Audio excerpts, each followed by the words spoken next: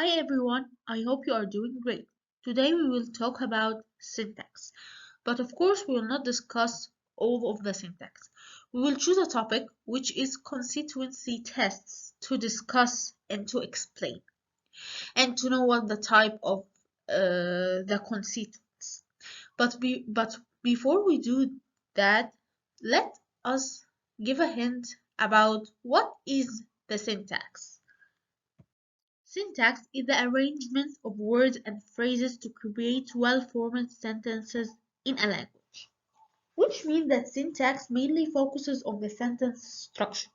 We can see that from turning sentences from the surface structure and goes to the deep structure. So in the deep structure we have a subject for every verb. It cannot be in the passive form. There is noun phrases, verb phrases. It's completely arranged, like turning the sentence to its simple form. The structure of statements in a computer language, as it is like the data that is organized, it has a certain rule that can be changed, like in math. There are rules we have to follow to get the right answer. Syntax is the same way as math. It's organized data. It's certain rules we have to follow. So we talked a little about syntax. Now let's talk about constituent. What is a constituent? A syntactic unit that functions as part of larger unit within a sentence. 1. Single words are constituents. Exceptions, certain contractions, certain possessives. Complete sentences are constituents. So any words in the sentences can be constituents. But there are some words which cannot be a constituent. Not every word is considered a constituent. And we will see that all over the video. Number 2, any sequence of words which can be functionally replaced by a single word must be a constituent. Example, the woman with red hair won first place. She won it. So here in the example, if you see, the woman with red hair won first place. It's very long sentence and we replaced the woman with red hair, she won, and replaced the first place with it. So we contracted the sentence and also it gave us meaning. So contracting a sentence into a word, this what is called constituent. But as we said, not every word in the sentence can be a constituent. What constituency means practically? When I claim that a string of words is a constituent, I claim that all of those words are grouped together under one label. Note that a single word is by definition a constituent. What I try to do when I figure out how information is packaged, how does any language put its pieces together to make a meaning? So here we say that group of words can make a constituent, and how these words are put together to give us a meaning. Well, this is what language do.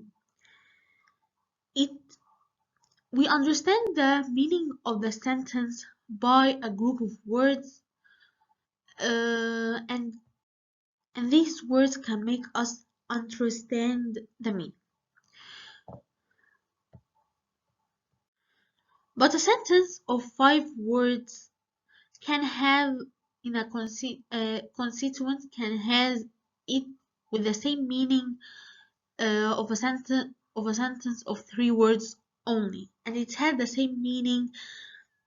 We know that this sentence of the 3 words is referred to the other long sentence. It's the same meaning. So what constituents do? They contract the sentences and give the same meaning, so it make it easier for us to understand and to respond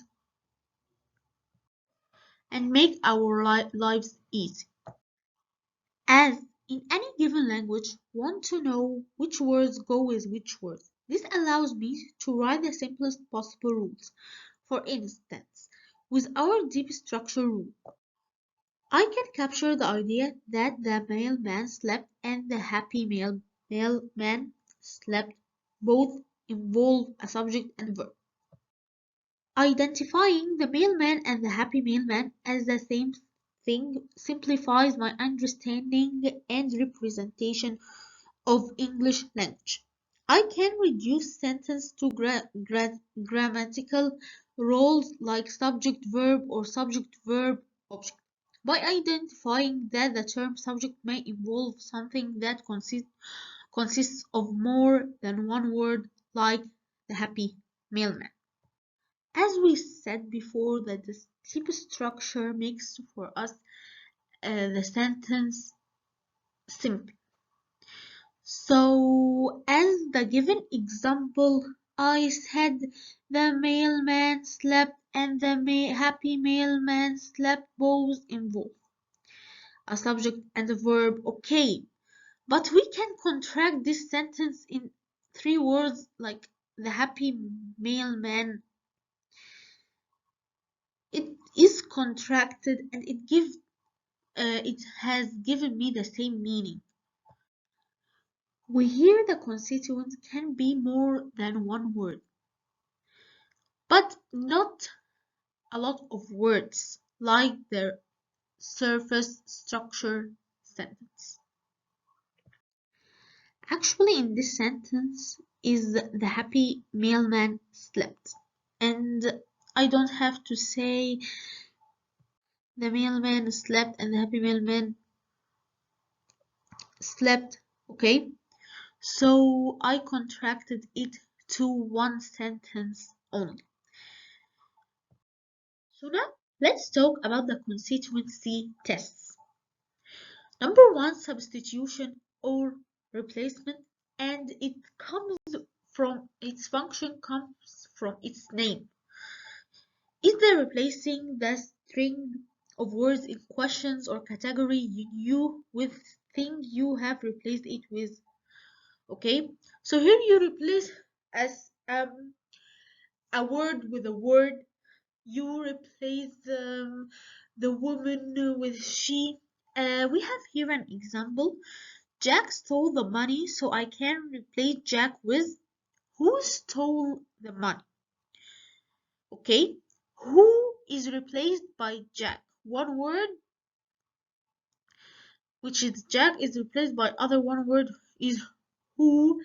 Okay, and the man stole it. Okay, I replace Jack with the man. I can replace it with he. Anything that refers to Jack, which the man, who, I can't say she. I can. It has to be. It has to have the same meaning. And now we have various proforms of substitution. One, substitution of determiner phrases. Use a pronoun he, she, it, they, it. Make sure you use the correct form of the pronoun. Don't use he when him works better at. Okay? When we replace the word by another word, which is the constituent, we don't put any word. It has to be a related word. Like if it's a subject, you refer to it with a pronoun. If it's an object, you refer with it with him, her. So that is point number one. And we have the example, Carl saw the trees on the hill. The trees on the hills. Bill saw them. I can't say Bill saw he. No. Okay. Number two, substitution of verb phrases. Use do, so, change it to reflect the appropriate tense if necessary. Here in the verb, when you replace the verb, put it in the same tense. Don't put it in another tense like Carl saw the trees on the hill. I can't say Bill do so as well. This is not a replacement that gives the same meaning. We said we have the sentence has to give the same meaning. Substitution of locative prepositional phrases. Use there. This won't work for all prepositional phrases, only ones which refer to a location. Example, Carl sat on a bench, Bill sat there too. As well as we had in the first example. So here it refers to our location. We have to use there. We cannot use he, she, them. We cannot use something uh, that doesn't indicate. Okay. Substitution of clauses. The last time. Use so again. This won't work for all clauses. Only certain ones. Example: Carl thinks that Isabel left. Sam thinks so too. Here we see that Isabel left is a long clause and is contracted by Sam thinks so too. Thinks so. Okay. Here a clause is replaced by another clause that Isabel left replaced by so. It can't be replaced by there. Of course it can't be. So at conclusion of the substitution or replacement, we replace the word with a word, but in its certain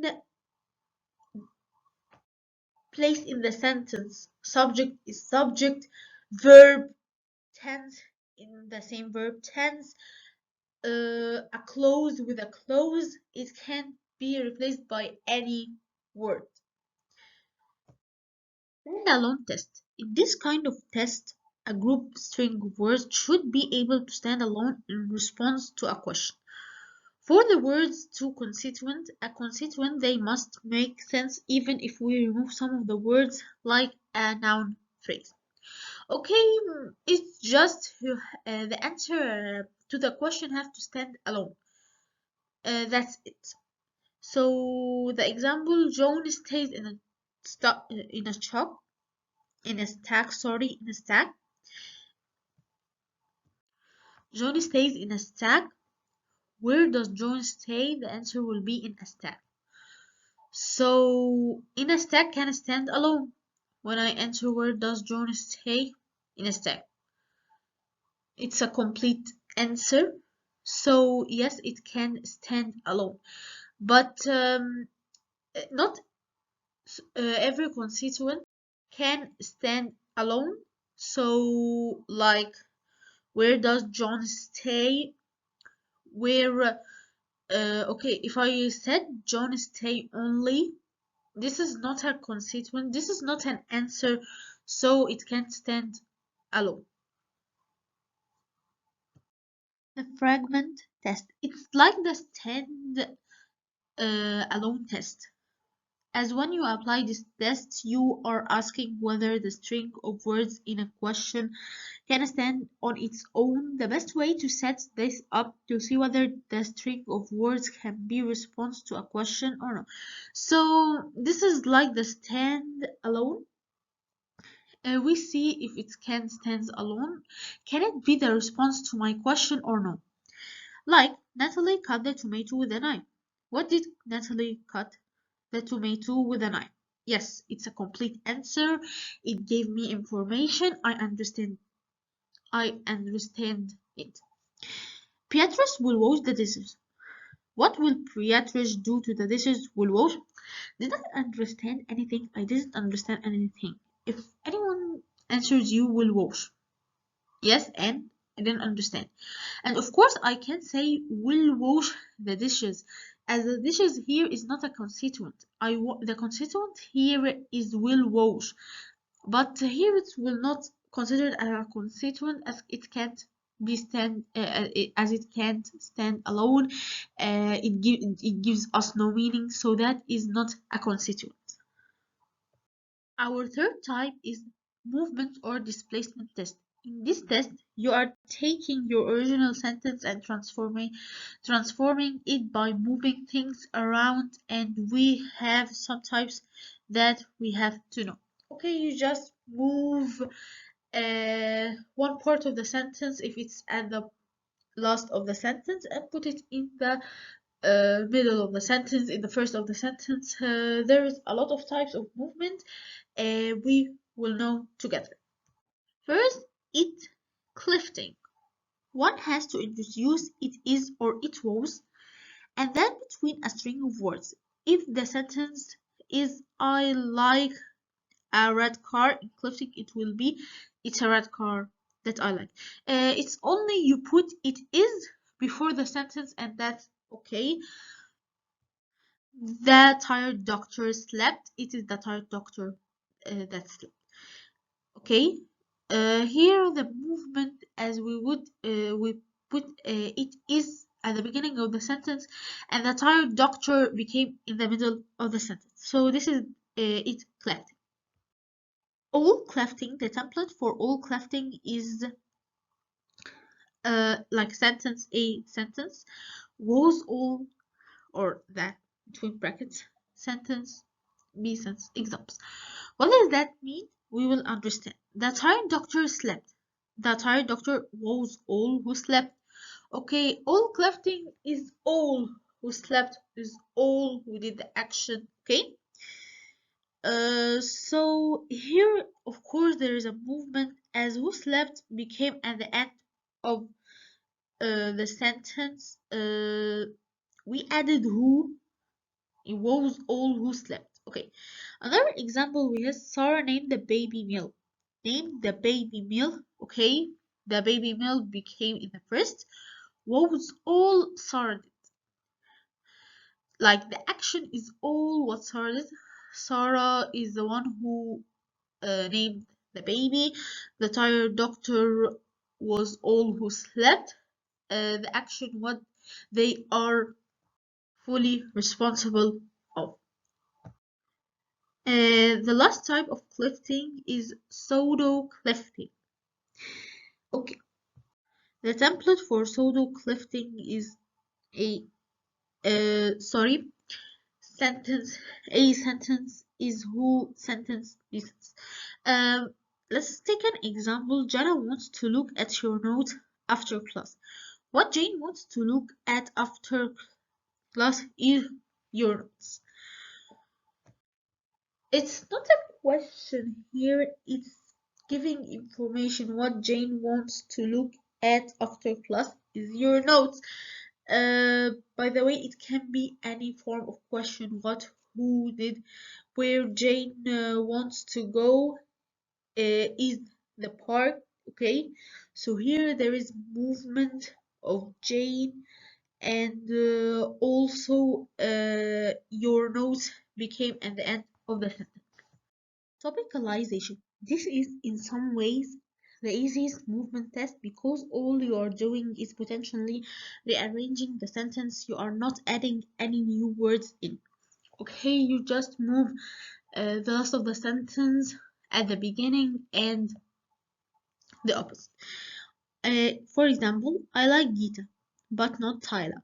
So when I make the constituent, Gita I like, but not Tyler. I put it Gita at the beginning of the sentence. I hate all of those blue cheese. All of those blue cheese I hate. Here I put the last of the sentence at the beginning. WH movement or proposing. I like traveling. Traveling is what I like. Okay, here it's like a question for. Okay, so here I like traveling. I put traveling at the first of the sentence, at the beginning of the sentence, but also I put with it a question form. So I like traveling. Traveling is what I like. Hannah and her friends love going to the garden. The garden is where. Okay, here we change it. Any form of question. Hannah and her friends love going to. So the garden, we put it as a first, and then we put the WH movement, and then we put the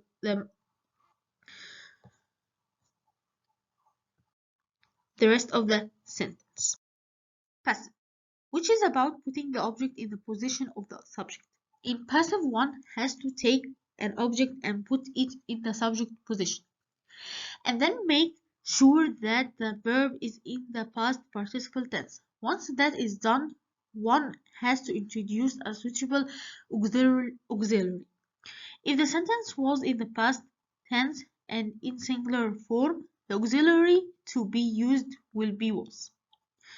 The trick here is to see if one is aware of tenses or not. So we know that the active sentence consists of subject, then verb, then object.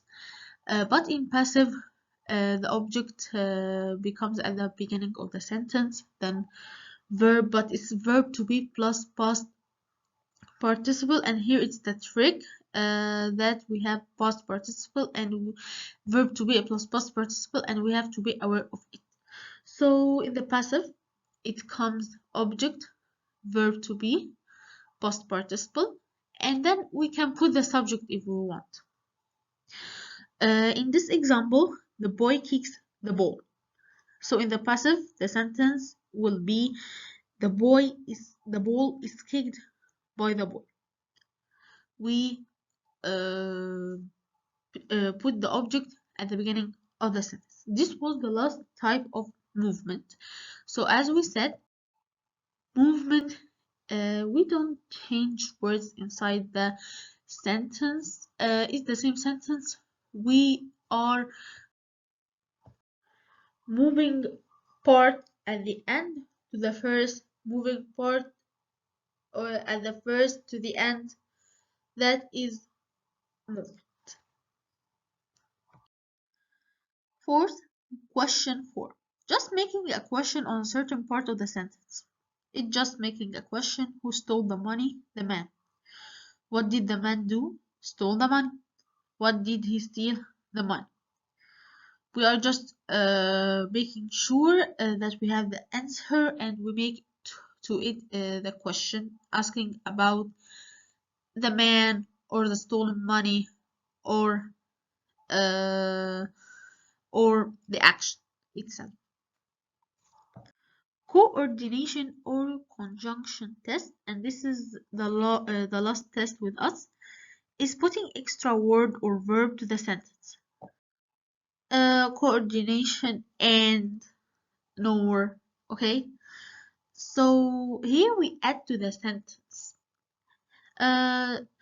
Okay, we have the man stole the money. Answer Tom, and the man stole the money. I added to the man Tom. The man stole the money and disappeared. I added to stole, disappeared, so it can be verb. We add verb or we add in the noun phrase itself. The man stole furniture and the money.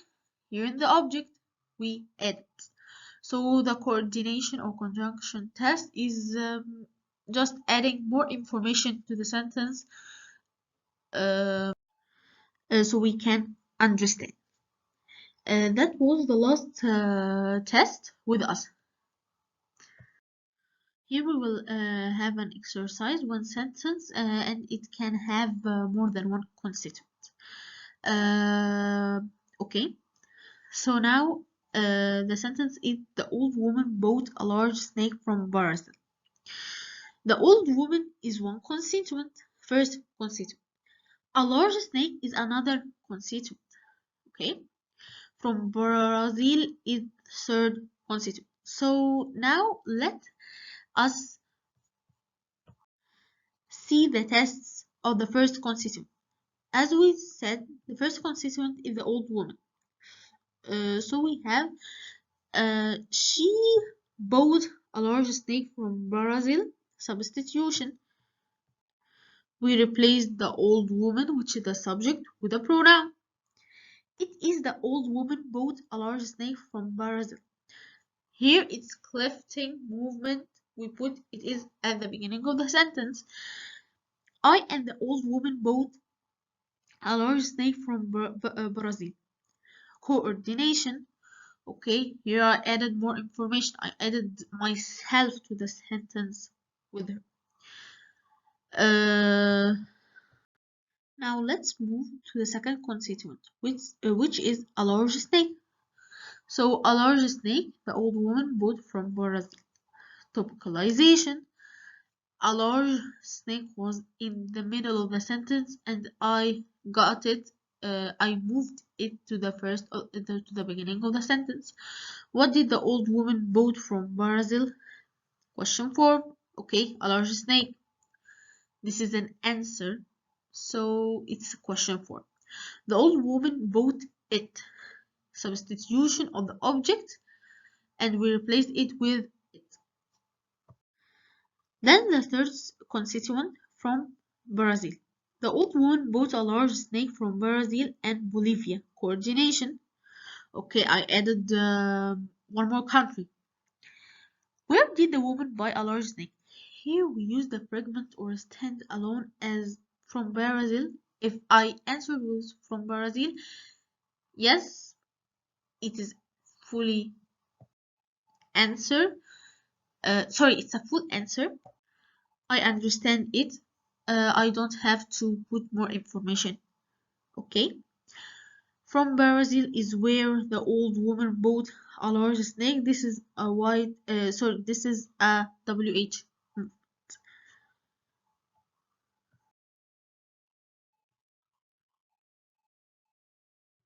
Thank you for watching my video. I hope you got information from it and see you soon.